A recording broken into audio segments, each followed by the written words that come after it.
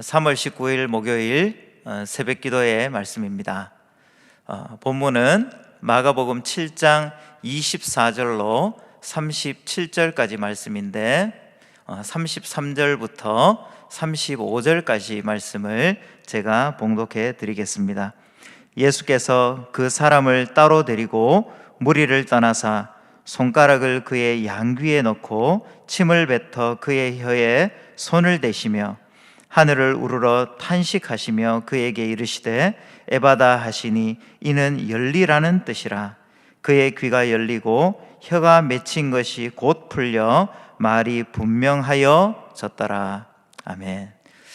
오늘 본문은 24절부터 30절까지 예수님이 이방 지역에서 수로보니게 여인의 이 믿음을 보시고 어린 딸을 치료해 주시는 장면과 그리고 31절부터 37절까지 이제 갈릴리 지역으로 돌아오셔서 기먹고 말 더듬는 사람을 치료해 주시는 장면으로 기록이 되어져 있습니다. 예수님의 행적을 보면 한 곳에 매이지 않으시고 늘 경계를 넘나드셨음을 우리는 확인할 수가 있습니다.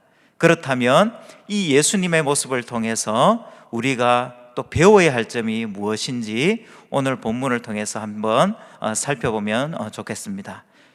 먼저는 바로 차별 없는 사랑입니다.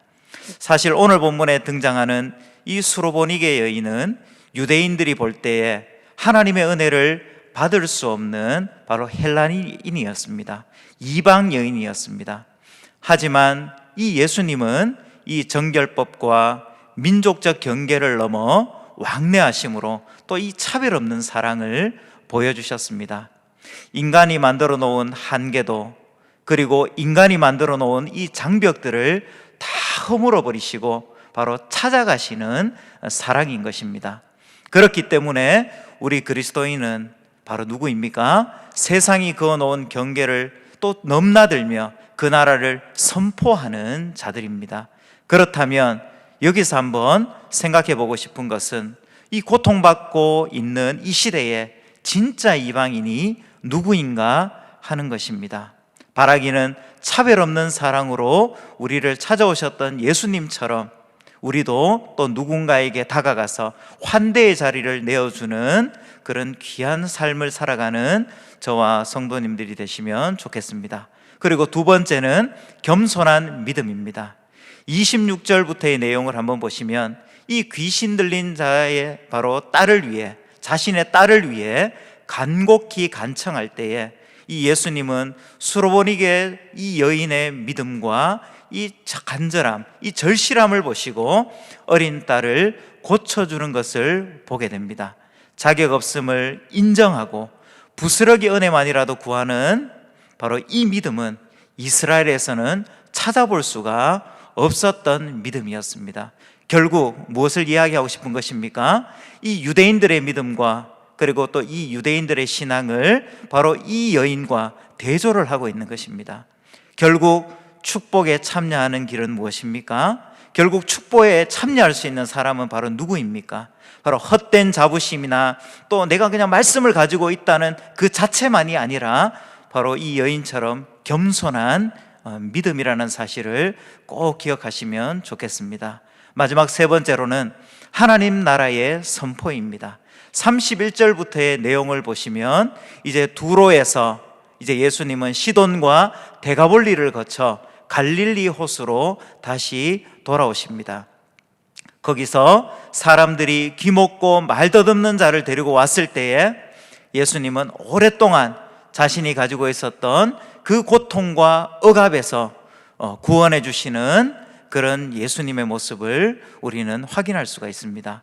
손가락을 양귀에 넣고 침을 뱉어 그의 혀에 손을 대시고 하늘을 우러러 탄식하신 후에 에바다 라고 외치셨을 때에 닫혀있던 귀와 혀가 열리게 된 것입니다.